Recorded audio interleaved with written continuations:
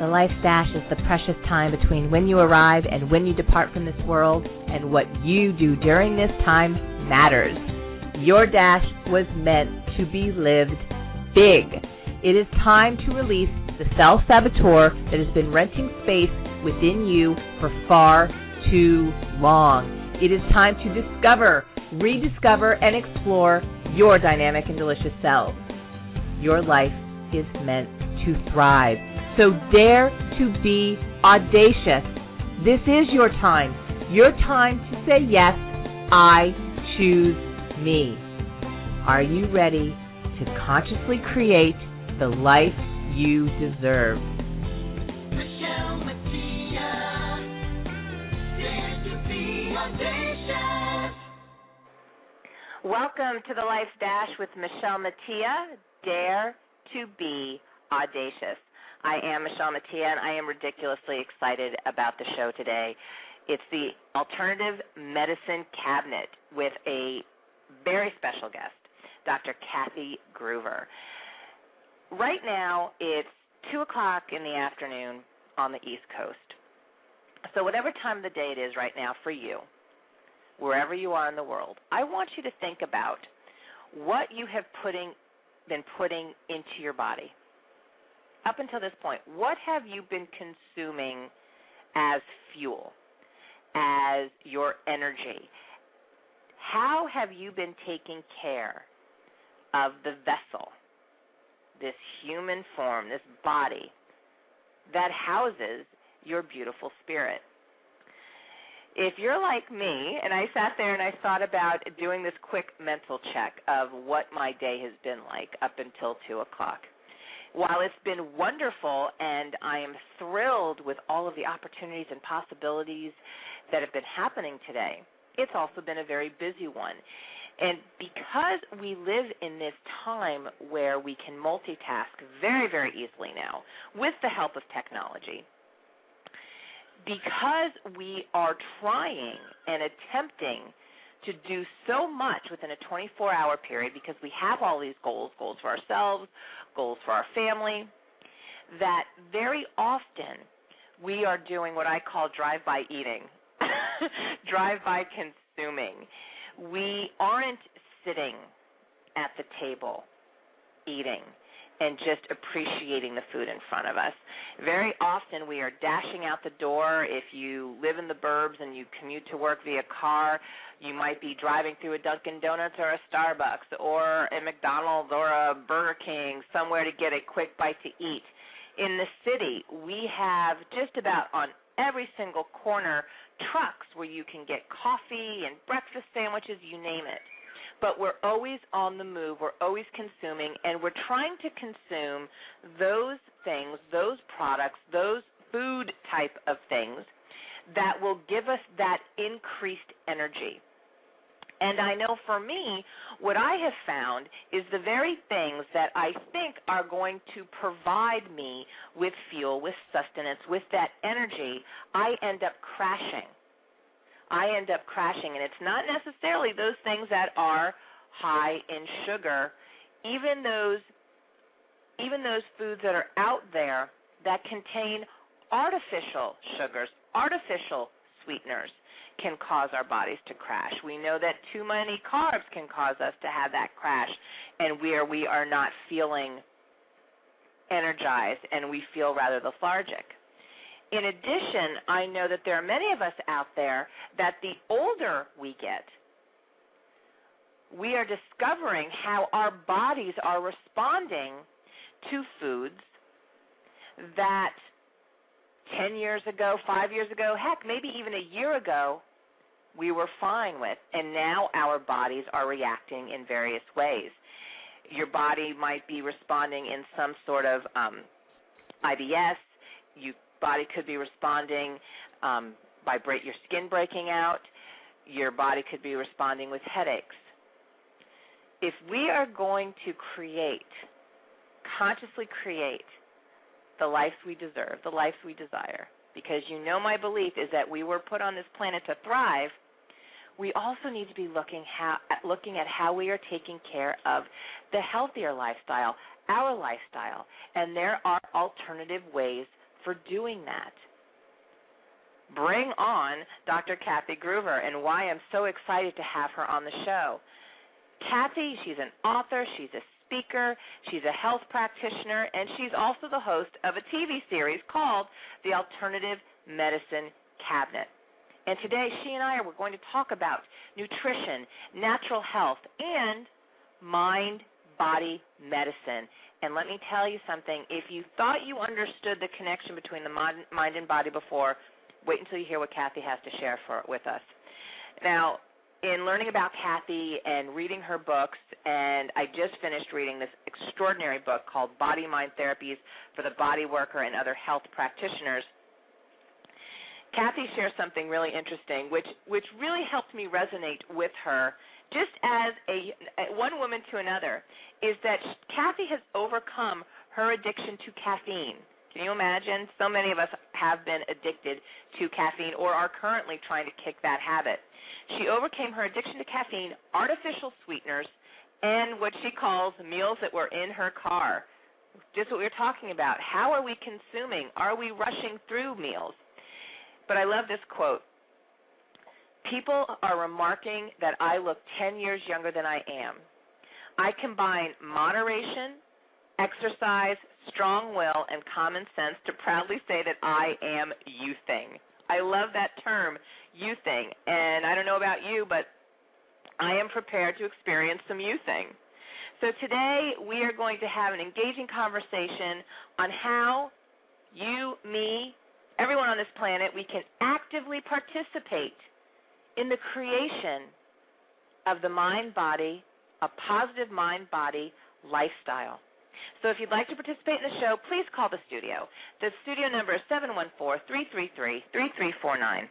Email the show. The address is connect@michellemattia.com, or post your questions for Kathy or comments on my Facebook page, the Life Design Facebook page, which is facebook.com/design your success.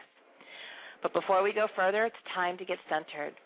So everyone, I just want you to take a deep breath, close your eyes, and just relax. And while you're taking these cleansing breaths, you're inhaling joy, and you're exhaling gratitude.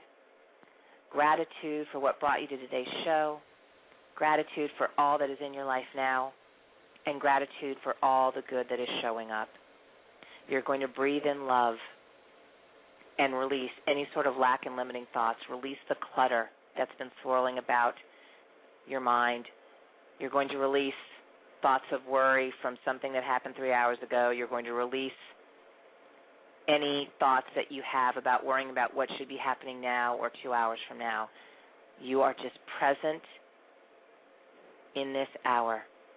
You have given yourself the gift of this time. And as you allow the weight of your body to be cradled in your chair, let the affirmation for today's show empower you. I am a strong, healthy, and radiant creation of spirit. I am beautiful, powerful, and my body reflects my truth. Breathe that in. I am a strong, healthy, and radiant creation of spirit. I am beautiful, powerful, and my body reflects my truth.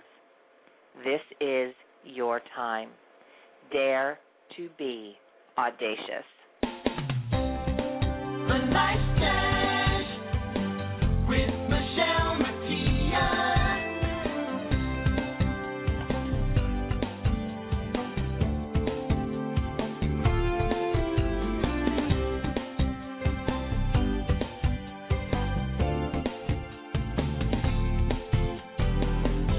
Michele Mattia, dare to be audacious. I've performed over 3,000 cosmetic surgery procedures in just the past few years on celebrities, athletes, and patients in South Florida, Beverly Hills, and Manhattan. Ever wonder why celebrities have skin that seems to glow and radiate health? Get the treatments the stars receive only at Forever Young Med Spa. This year, lose the fat, keep the curves. Forever Young Med Spa. Relax, rejuvenate, and transform. Winner of the Best Cosmetic Surgical Center 3 years in a row.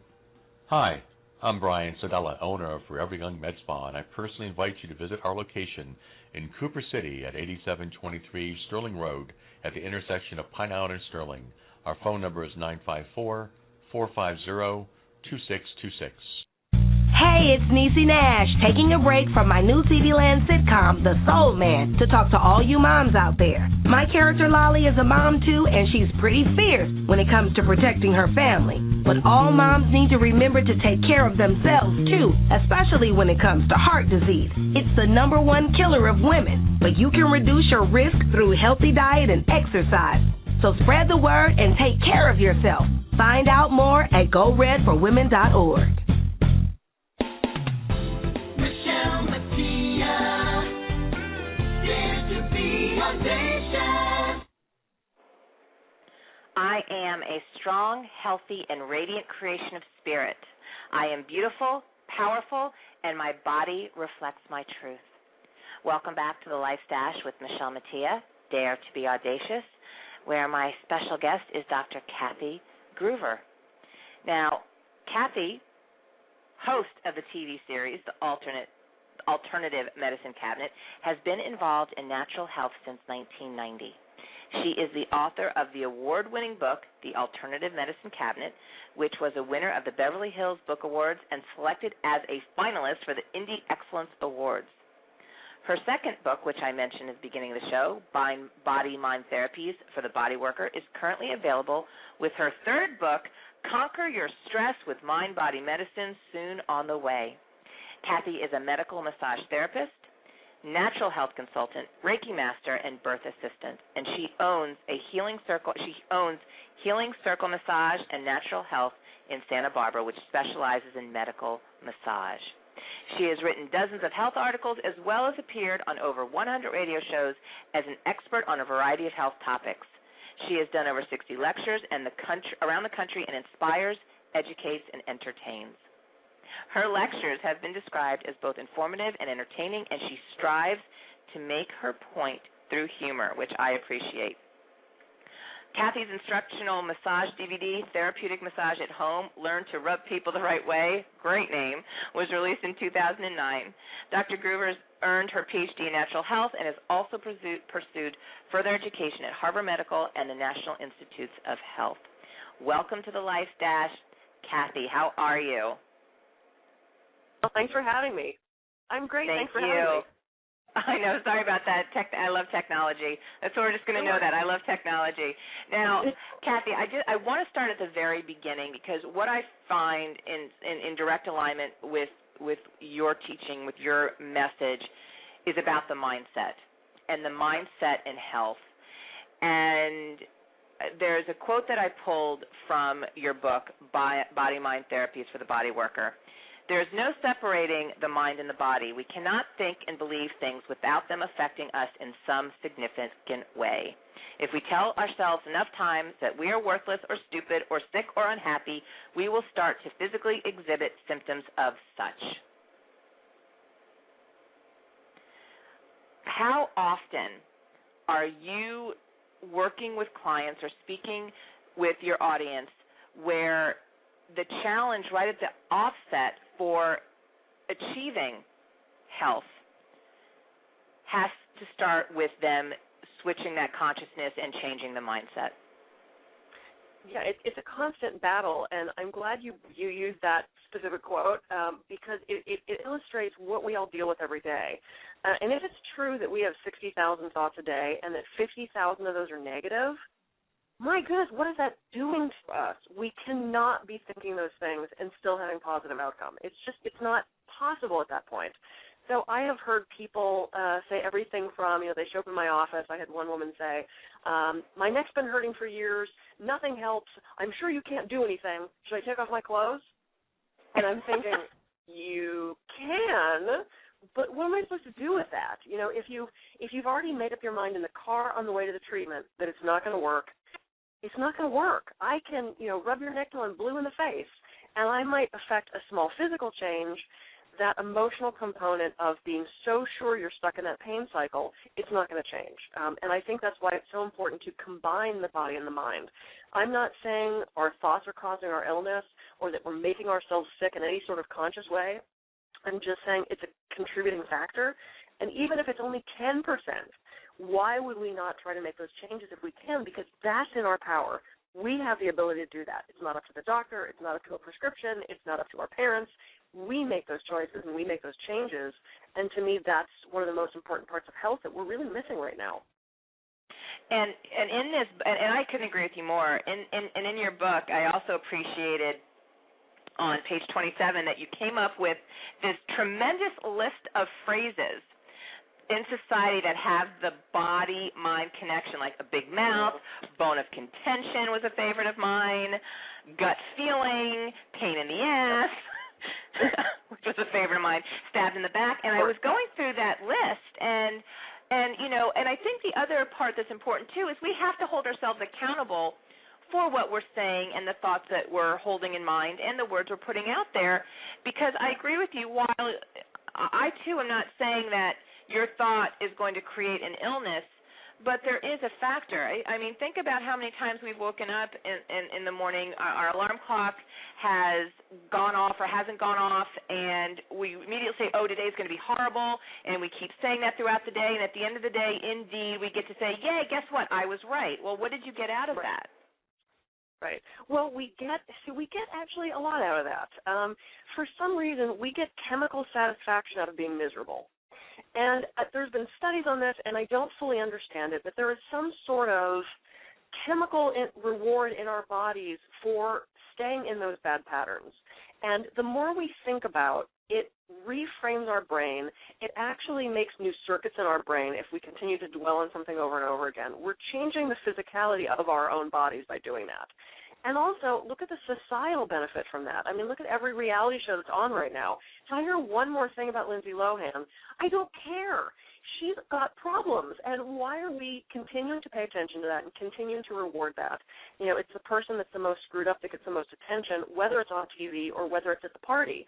So this person that woke up saying they were going to have a miserable day, so they have their miserable day, they go to a party that night, they're standing around talking to their friends, and they're, oh, how are you doing? Oh, I'm great. How are you doing? I'm great. How are you doing? Oh, my God, I had the worst day. Well, who suddenly gets all the attention? The person that had that worst day. And I'm not saying we should turn to that friend and go, yeah, well, I don't want to hear it. There are times we certainly need to do that. But, you know, we do get rewarded for those negative things. And it's funny, I just had a trapeze accident. Yeah, trapeze accident. I do flying trapeze, and I fell wrong and did some major damage to my foot. And everybody was giving me all this, oh, my God, all this pity for being in pain. And I said, look, I don't want the attention for falling down. I want the attention for getting up. And the fact that it's been less than a week and I'm already walking normally with 7 stitches in my foot and I'm not having any pain and I danced last night, that's the accomplishment I want, not the lay there and get the pity for the bad thing. And I think that part of and by the way, I read about the fact that you do trapeze, and here in Manhattan, in the Chelsea area, we actually have a trapeze school. And I watch often. I do not participate. So I'm here to say congratulations. That's incredible that you did that. But I think that one of the points that you bring out as well is we also have the choice on what we watch on TV and what we consume as news. And, you know, if we're going to sit in front of the TV and watch, you know, the 24-hour news channels or make sure that we get to see the quote-unquote entertainment stuff like TMZ and that's all that's going to be filled in your mind, there is some programming. And I have to say that I really appreciate in your book, Body Mind Therapies for the Body Worker, that you bring up this one word that we often use, and I think too often, and that we need to avoid is when we say that something is, quote-unquote, killing us. Right. Yeah. Why do we want to reinforce that? And sometimes it's used in a positive way. You know, you're listening to a comedian and they talk about, oh, he killed it, or, oh, my God, he's killing me. You know, and we say that in a funny way. I just don't think that's something we want to be reiterating because our body hears that word kill. It doesn't have the ability to distinguish between whether the comedian's killing you or whether the stalker's killing you. You know, and it might sound silly to people, oh, what does it really matter? But when that becomes a common phrase for you, and again, we're reinforcing those things over and over and over again, I do think we have to watch our language. And the other one we say all the time is hate. Oh, my God, I hate that song. Oh, God, I hate that shirt. Oh, I hate that food. Really? Do we hate it? Do we hate it? You know, and my parents brought that to my attention when I was a kid. We were listening to the radio and some song came on, and I went, oh, my God, I hate that song. And my mother almost, like, slammed on the brakes and said, no, you don't. You might not like it, and you might not want to listen to it, and you don't want to go to the concert, but you don't hate it. And I'm from back east. I have a little bit of a potty mouth, but to me swearing at the football game is less offensive than saying hate. Listen, I couldn't agree with you more. And we do, you know, we need to. And in the beginning, it is a challenge. It is a challenge, especially, you know, if we have perfected certain words in our vocabulary. But as you shared with your client that came in, if we're going to start off by saying, oh, there's no way, there is absolutely no way that I can change my mindset, there's absolutely no way that I'm going to ever be able to stop saying killing me or hate, then you're right. And I always tell people, and I do the same thing when I have people coming, well, Michele, I just can't do it. Okay.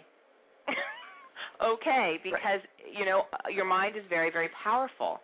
And And I also have to say, too, that this book, which I absolutely loved, and thank you so much for sending it to me, of course. Even though the title directs it toward the body worker and other health practitioners, as I've been sharing with my colleagues and my friends, I think everybody should read this book because I got insight. It made me remember certain parts of my body, how I'm treating my body. You talk about stress.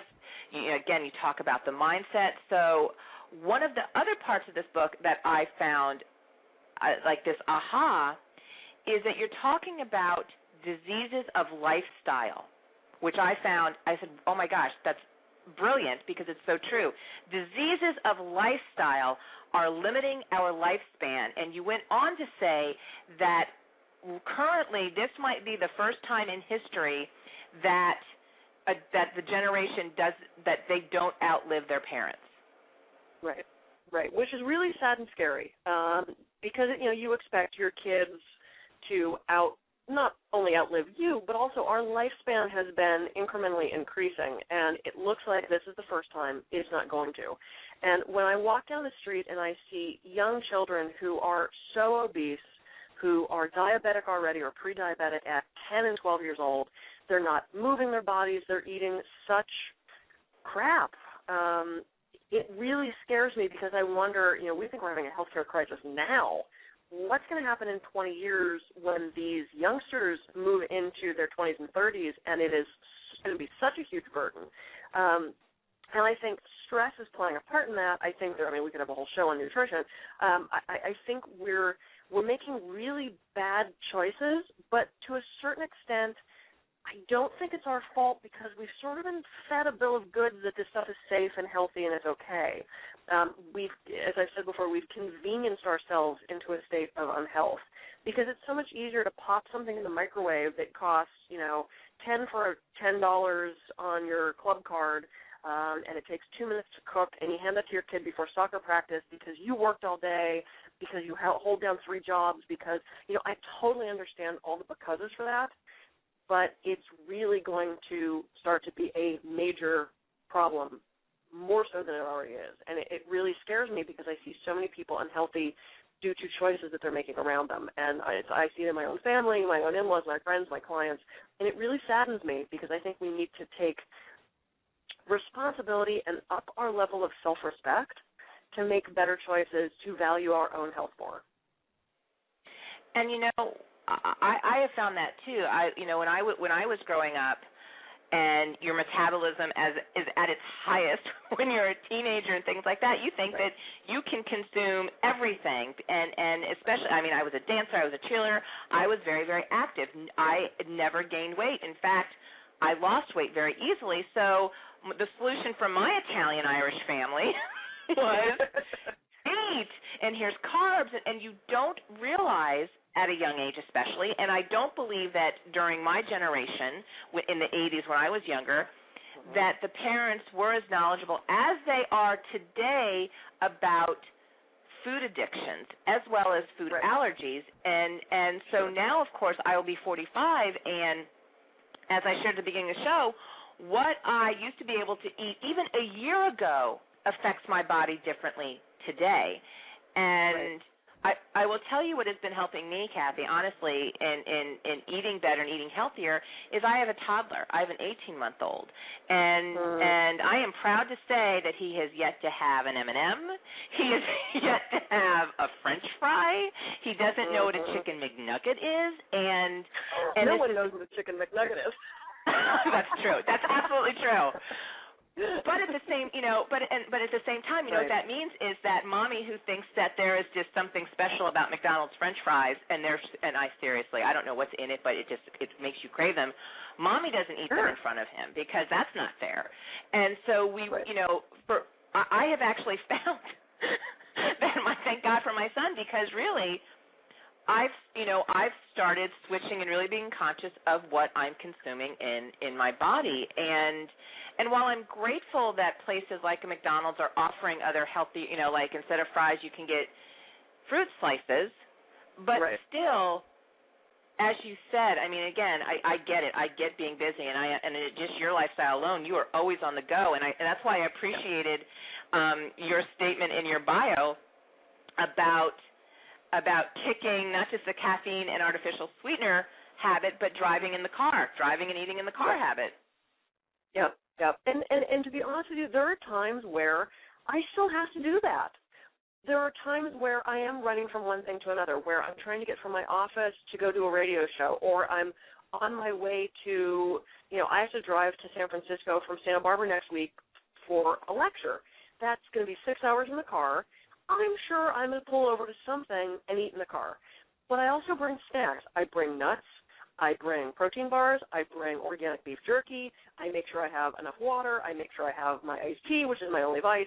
And I make sure I keep that stuff with me. So if my choices are, gosh, the next town is 10 minutes away, all they have is a McDonald's, or I'm going to have this package of nuts to hold me 45 minutes to the next town that has a salad bar, I'm going to have the nuts, and I'm going to hold off to get to the salad bar. I have not set foot in a McDonald's in, I'm going to say, 8 or 9 years, and I drove by one day. We have one right down the street from my office, and I thought, oh, my God, I want a Big Mac. And I almost thought, why do you want that? Because I hadn't had one in ages. And I thought, no, go for it. You can have one. It's been years. So I go in, almost hoping no one would recognize me because my clients would have a conviction fit if they saw me at McDonald's, and I got the Big Mac. And I got in the car, and I ate it, and within a half an hour, I had a raging headache. I felt nauseous. I had the most horrible taste in my mouth. And for the next 24 hours, I was in bowel distress. And I thought, okay, I can't ever do that again. And I used to live off that stuff. McDonald's, Burger King, Mobil, Chevron, and 7-Eleven were my 5 favorite restaurants. If it didn't come with a steering wheel in front of it, I didn't know how to eat it, because I was always in my car. And I realized that though I was like you, I can eat anything. I just never gained weight. I was always pretty healthy until I stopped eating all that stuff. And then I went, wow, I don't have headaches anymore. Or, wow, I'm actually going to the bathroom like a normal person. Or, wow, I don't have to lay on the floor and massage my abdomen because I'm having such bad stomach cramps I can't stand up. That seems perfectly normal to me. Oh, I'm just on the floor rubbing my belly again. It didn't strike me as maybe there's a problem. And that's what we have to be aware of, is what are these things actually doing to us? And once you stop eating them and you get through that initial, oh, my God, I need them, your body's not going to want it anymore. I cannot drink soda. I used to be a total soda addict. I cannot have it anymore. There are certain foods I can't eat because my body rejects it now. It's in a healthier place and doesn't want that stuff. Yeah, we're going to talk more about that soda stuff, Kathy, right after commercial. You're listening to the Life Dash with Michele Mattia. I've got a soda thing I got to talk to Kathy about. The Life Dash with Michele Mattia and my very special guest, Dr. Kathy Gruver. I am a strong, healthy, and radiant creation of spirit. I am beautiful, powerful, and my body reflects my truth. This is your time. Dare to be audacious. The Life Dash with Michele Mattia.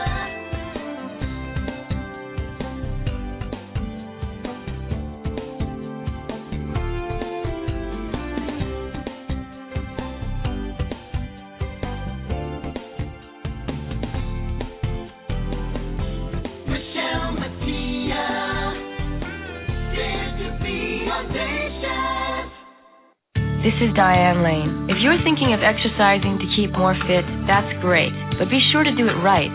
Give your body a chance to warm up before exercising and to cool down afterwards. Learn the correct way to run, lift, or to do any of the movements in your program. Don't push yourself harder or faster than your body is ready for. Exercising properly can make you more fit, more relaxed, and generally healthier. Carelessness or abuse can do just the opposite. So be careful. A message from the Will Rogers Institute, wrinstitute.org. Michele Mattia, Dare to be audacious. I am a strong, healthy, and radiant creation of spirit. I am beautiful, powerful, and my body reflects my truth. Welcome back to the Life Dash with Michele Mattia and my guest, Dr. Kathy Gruver. Now, Kathy, you talked about overcoming or no longer drinking soda, and as I shared, you overcame your addiction to caffeine. In reading some of the articles that you wrote on your website, that you posted on your website, I did not make that connection until reading your article about osteoporosis and soda drinking. Yeah, people don't think about that. And one of the things that worries me about it is I see so many young girls drinking soda, and it's, between, I don't know the exact ages, but somewhere in our teen years that we're actually laying down that bone structure for the future. So once you hit our age, we kind of, we can build it up a little bit and keep it maintained, but you really want to be building this when you're a teenager. And the thing with soda, especially the dark sodas, is it's really high in phosphoric acid, and we need phosphorus, but we don't need a lot, and we're getting a lot. And what it does, it competes for absorption with other minerals, like calcium, and it wins. So if you're getting a lot of phosphorus, it's not only keeping you from absorbing calcium, but it looks like it's actually leaching it out of the bones. So if you're either, middle-aged or you're a young girl and you're really worried about osteoporosis, osteopenia, the soda you should be cutting it out. Frankly, I think we should cut it out anyway. There's no reason to drink it. There's no health benefit to it. It doesn't quench your thirst. It doesn't provide any nutrients. It's empty liquid calories that I think is really contributing to the obesity problem. But if you're a woman worried about bone health, soda is one of those things that's contributing. Now, and again, it's so funny because I have never been a coffee drinker. I don't like the taste of coffee, so I would consume my caffeine in teas. But in college, do you remember a product in the 80s, Jolt Cola? Do you remember Jolt Cola? Jolt. Oh, yeah. My God. I never, it was terrible. I never drank Jolt. I was a Mountain Dew girl, and that was pretty much just as bad as Jolt. Exactly. Yeah. Same thing, just different color. And right. And I know that for many of us out there that aren't caffeine drinkers, when I know that I've got those kind of days where I've got radio or TV interviews, and I'm also made that conscious choice to be the stay-at-home mom and to write, work on my books and all that kind of stuff. And I think, okay, what is going to get me through the day? Well, I need caffeine, and how am I going to consume it? Well, you know what? I don't like coffee, so I'm going to drink that soda, that Coke. And I have to tell you, artificial sweeteners or non-artificial sweeteners, there is that addictive quality. And that's the part that we have to break. And I think for me, because again, like when you had that Big Mac and you're like, I feel ill, every time I have soda, because artificial sweeteners give me a migraine, so I end up having the full sugar whatever, I feel awful. I feel disgusting. My teeth feel gross. My tongue feels gross, and I crash hard. Right. What sort of suggestions do you have for the audience that are working on making that conscious choice to switch nutrition and other better energy resources that we can use as fuel for our bodies? Right. Absolutely. Caffeine is not a fuel source. It's a stimulant. And I'm not opposed to caffeine. I'm sitting here right now with an iced tea. For anybody that knows me, I have my signature glass of iced tea at all times up until about 4:30 or 5 o'clock, and I stop. There have been times I'm traveling and I don't have my iced tea. I don't get a headache. I don't get withdrawals. I'm a fast-moving person anyway, so the caffeine doesn't really affect me that way. I just like cold beverages, and I like the taste of tea. So I don't drink it to speed. I'm sped enough. I don't need anything to speed me up. But for people who are relying on stimulants to stay awake, to give them energy, people who say, I can't get going without that cup of coffee, or, I've got to have 3 Cokes in the morning to get myself motivated. There's so many things at play. First of all, are you sleeping at night? And the problem with turning to things like the 5-hour energies and, these well, we don't have Jolt Cola anymore, but, the Red Bulls, and oftentimes that can disrupt our sleep at night. So then it becomes this whole cycle of, well, now I'm up till 3 a.m. because I had soda or something at 10 o'clock to keep me up for the final exam, and now it's 10 a.m. I can't get awake. It becomes this bad cycle. Sometimes you just have to go cold turkey. But what we use for our bodies for fuel is food. And one of the things I stress so importantly for everybody is to make sure you're having breakfast. And I mean a real breakfast. I don't mean a muffin and a cup of coffee. I don't mean a bagel and some tea. We have to have protein and fat and carbohydrates. Carbohydrates will give us a burst of energy, and then we crash. It's the fats and the proteins that are going to burn long term. I equate that to a fireplace. If you put paper in your fireplace, what happens? It burns really fast. It burns really hot. If you put in wood, it sustains that heat through a longer period of time. And that's what the fats and the proteins are.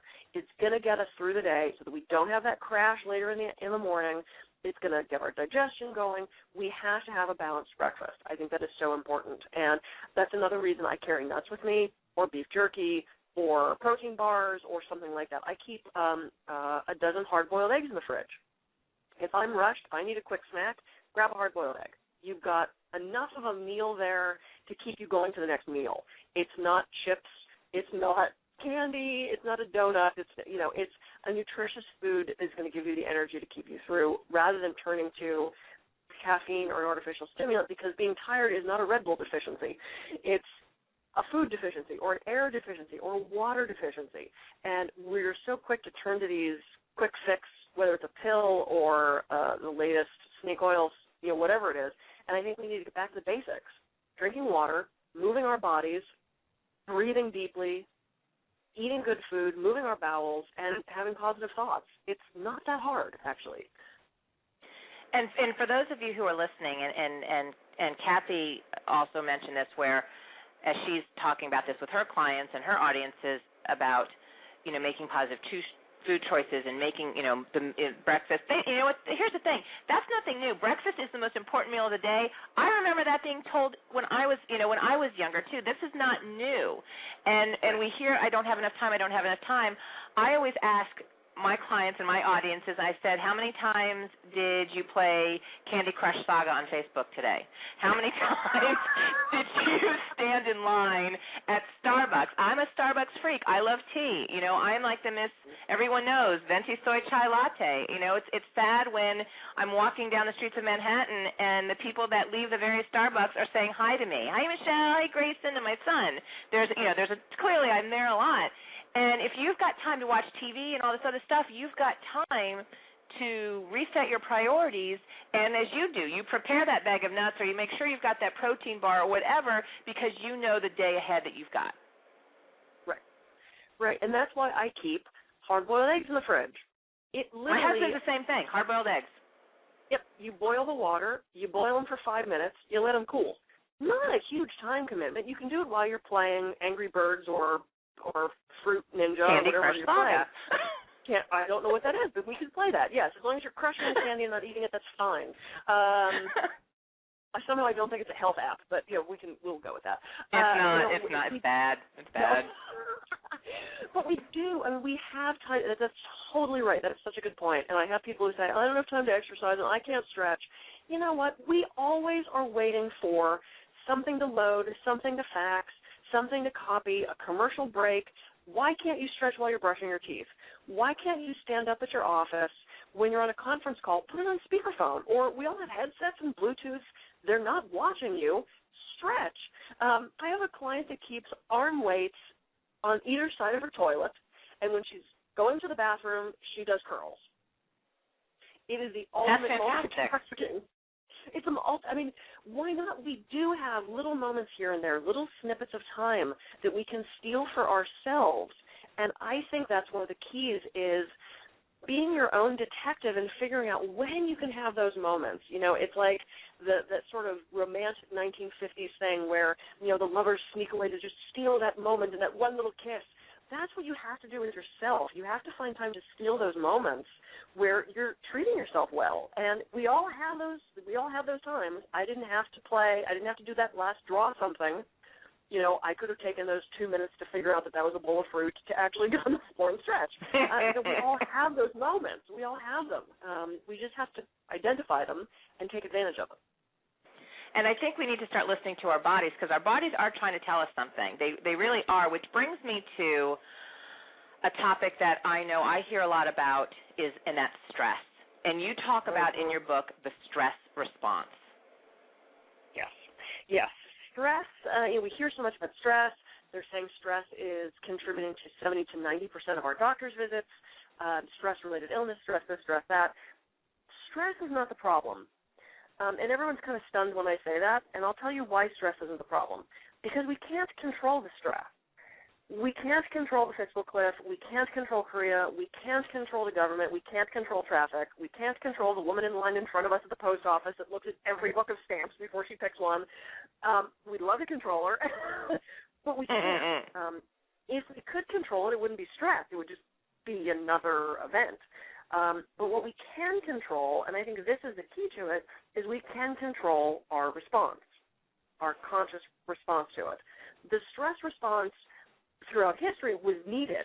We'd have this cascade of hormones, this fight or flight response, or fight or flee, whichever you want to call it, and we would be prepared to battle this enemy that was acute and short-lived and dynamic. Now, the stress isn't a bear jumping out at us, hopefully. It's this conglomeration of things. It's the IRS, it's the foreclosure, it's they laid off 6 people and now we're doing all this work. It's the I didn't make the mortgage this month, it's my kids on drugs, my cat is sick, my mother-in-law is moving in because she has Alzheimer's. It's this constant barrage of stress, and we don't have time to rest. It's not this dynamic thing and then we sleep. It's this ongoing cascade that we cannot escape. So to the extent that we can control our responses to all those things, how we think, how we act, we can't control emotions, but we can control our thoughts about those emotions. And to me, that's one of the keys of maintaining health, is making sure we're doing the best we can to make the best choices we can. Sometimes we don't have a lot of good choices, but there's always choices. They might all suck, but there's one that sucks less. And we have to take advantage of it. Gosh, you understand, and everybody that's listening to this show, they're like, oh, Michelle's found her little soul sister. I say that all the time, because pet peeve number one of mine is when people tell me that they didn't have a choice. I'm like, yes, you did. It was hard. It was hard, but we all have them. Now, now I know I've said this with regards to stress, and I remember the first time I said it was in college, when I would wait to the last minute to write my paper. And that's that I thrive under pressure. I thrive under stress. And again, to me, in our conversation so far, I realized that really went into programming. Like, I really programmed that belief system, and my body now reacts and responds to it. And when I think about it, though, I don't like how my body feels when I am waiting till that stress moment. So there again has got to be that programming or some sort of addiction, for lack of a better word, to that feeling, even though it's an unhealthy one.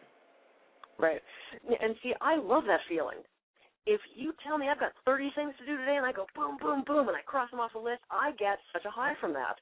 This is why I do trapeze, and I jump out of planes, and I swim with sharks, and I go spelunking and rappelling and ziplining, and I love that feeling of that kind of stress because I control my reaction to it. It feels good to me. I'm very type A. People who are type B don't understand why in the world I like my life. I couldn't handle it. It's too busy. It's too crazy. And for most people it is.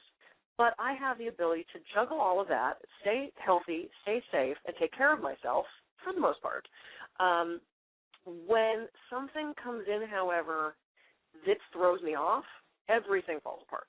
So if I have my day planned to a T, which I tend to do, and something comes up that I have to deal with, the cat is sick, the car doesn't start, there's an accident on the freeway that backs me up in traffic, I get an email that there's some tragedy with my credit card, that's when I get thrown off. because my stress and my stress hardiness wants me to book everything so specifically, if something external to that happens, I don't know what to do with myself. So everybody has their own level of stress hardiness, and everybody has their own idea of what feels good to them and what they can handle. We're just all different people that way, and that's actually one of the things that I that I emphasize that we have to remember about our family and friends. If they come to us and say, oh, my God, I'm so stressed about blah, blah, blah, and you're like, well, that's stupid. Why are you stressed about that? It stresses different people. I'm getting ready to do a dance show on my bed foot. I've been dancing since I was 5. I've been doing dance performances since I was 7, and this woman is freaking out at 39. And I said, what's the big deal? Why is that stressing you out? I've never been on stage before. And there was part of me that wanted to say, how have you never been on stage? Stupid. That's not my reality. That's her reality. She at 39 has never done something like that in front of people. So rather than lambasting her and going, you'll be fine, get over it, I said, you know what? Good for you for doing that. That is going to be so exciting for you to get on stage for your first time, and I'm so happy to be there to share that with you. I've been on stage my entire life. If I can help you, let me know. Do I think it's silly that someone won't speak in public? Yeah, because I'm good at it. It's something I do easily. But I'm not going to disregard their stress or their feeling about it. I want to be there to help and support that. And that's one of the things we really, really have to do with each other is support them through these changes and be as gentle with them as we would hope to be with ourselves. And I think that's one of the keys to helping everybody else get through this crazy life that we're living right now with all the stress that's around us.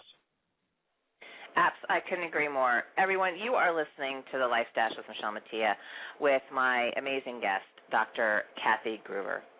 I am a strong, healthy, and radiant creation of spirit. I am beautiful, powerful, and my body reflects my truth. This is your time. Dare to be audacious. The Life Dash with Michele Mattia.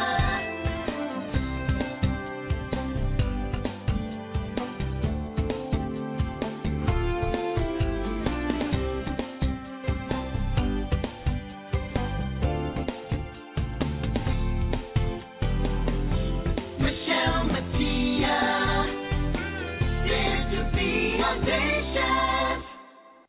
I've performed over 3,000 cosmetic surgery procedures in just the past few years on celebrities, athletes, and patients in South Florida, Beverly Hills, and Manhattan. Ever wonder why celebrities have skin that seems to glow and radiate health? Get the treatments the stars receive only at Forever Young Med Spa. This year, lose the fat, keep the curves. Forever Young Med Spa. Relax, rejuvenate, and transform. Winner of the Best Cosmetic Surgical Center 3 years in a row.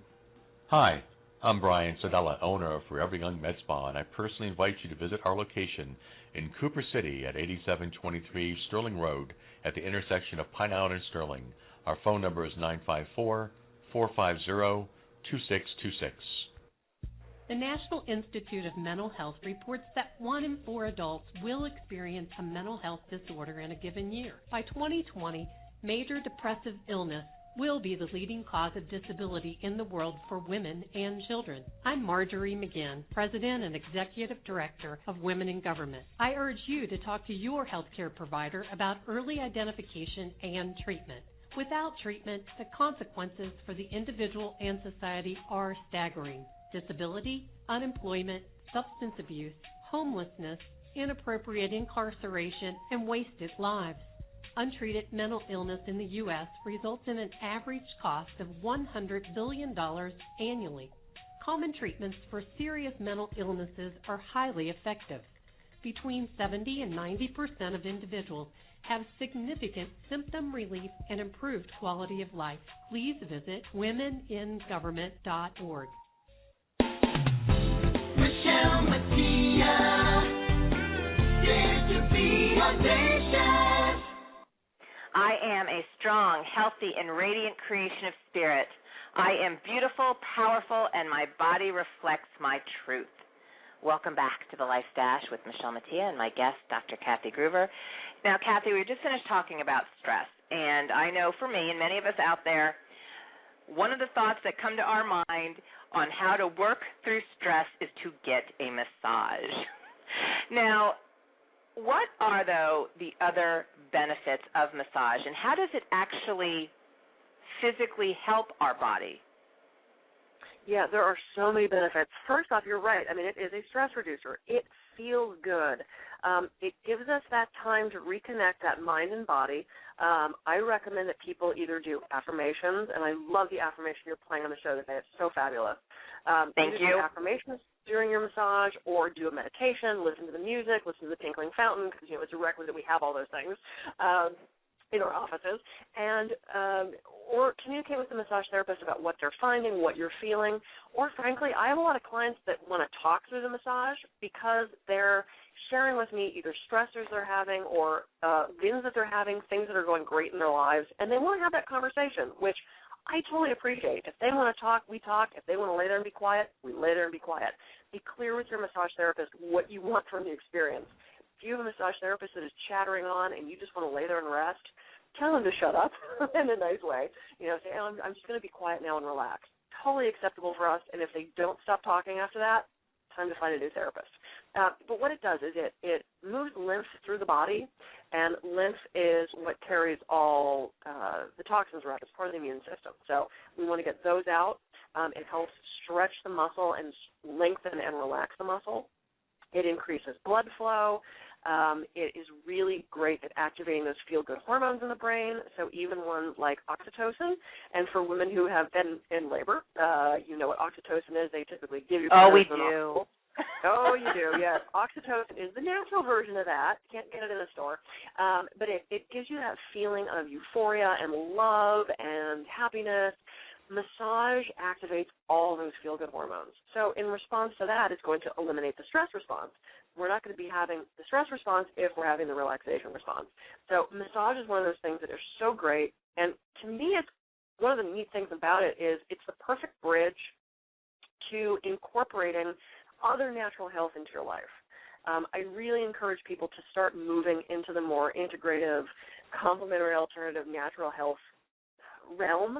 And if acupuncture is scary or herbs are scary or you don't think homeopathics work or you're certainly not going to run out and do some, you know, what you would deem weird energy technique, massage is the perfect bridge because it is so socially acceptable now, and it's really starting to be looked at as legitimate medical treatment for a lot of doctors around, a lot of surgeons and chiropractors. They're really pro-massage.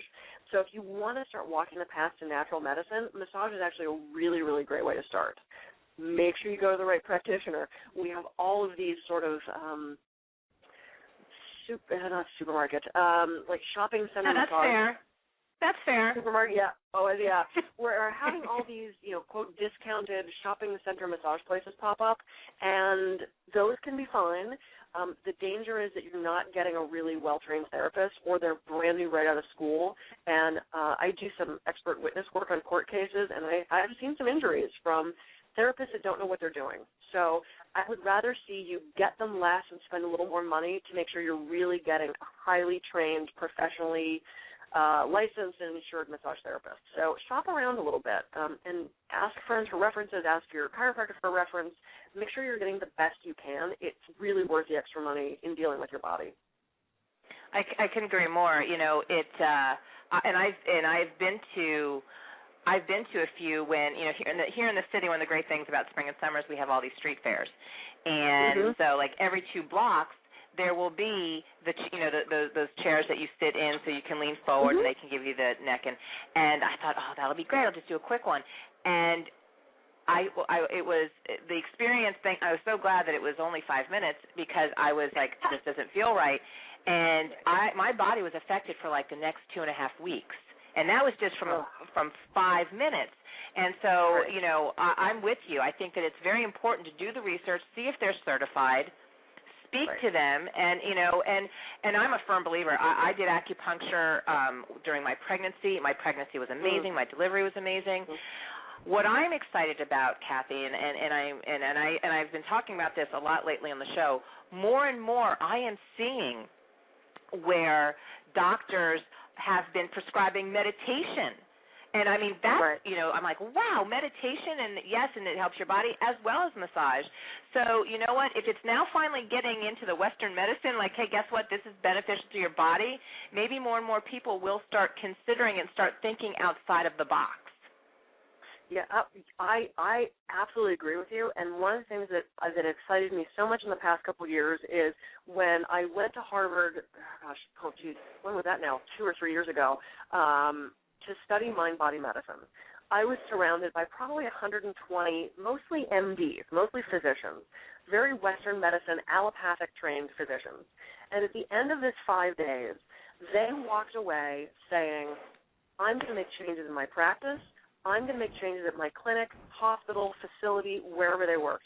These were physicians from all over the world that were so blown away by the research and the knowledge that this class taught us. They were ready to make changes. And to me, that is so exciting because they hold this class at least once a year at Harvard, and you figure if, let's just say 100 physicians, let's say 50 physicians every year get enough from it that they're going to start making changes in the way they practice medicine, that to me is phenomenal. And it has to go this way. We have to have a change soon. It's not working the way it is right now. There was a commercial on TV the other night. Do you have chronic pain? Do you have stiff muscles? Do you have, and I'm thinking, what's this for now? It's for some high-powered pharmaceuticals. And I'm thinking, if you're having pain and stiff muscles, why don't you stretch? Why don't you get a massage? Why don't you take a hot bath? Why don't you figure out why you're in pain as opposed to turning to this, pharmaceutical that has this huge list of side effects? And I'm not opposed to pharmaceuticals. I'm glad we have them. But if you've got sore muscles, it's not a pharmaceutical problem.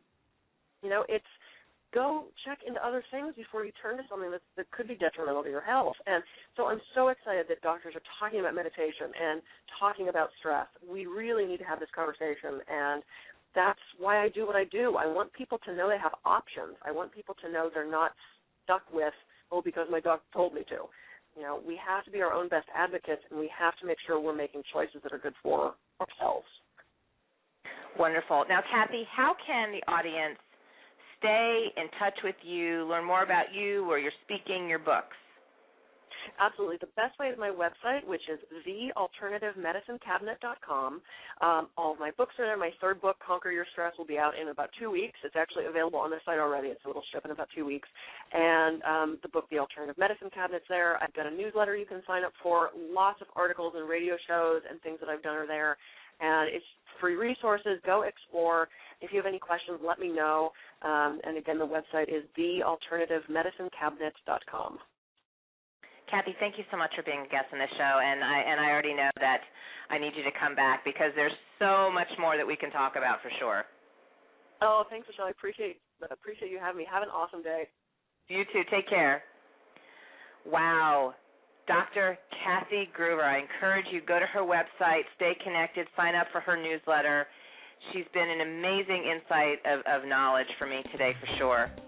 And we've now come to the end of the show. It's been an amazing hour. Again, thanks to Dr. Kathy Gruver and everyone who makes my radio show possible, especially my producers, Brushwood Media Group. And thank you to all of you listeners who gave yourselves the gift of an hour and you spent it here with me. A shout-out of love and gratitude always to the handsomes 1 and 2, my husband Jim and my son Grayson, who are the very best parts of my delicious life. Humanity's misfortune is when we don't realize the very gifts that we are. You don't serve the rest of the world or yourself by playing small. Live your life big. Own your truth. Embrace the knowing that you deserve to live a life you love, one that supports who and what you are. The Life Dash with Michele Mattia, Dare to be Audacious, airs live every Monday through Friday at 2 p.m. Eastern Standard Time. To learn more about me and to stay connected, visit my website, which is michelemattia.com, where you will see links to my social networks as well as information about the radio show. Be good to one another. Be good to yourselves. And dare to be audacious.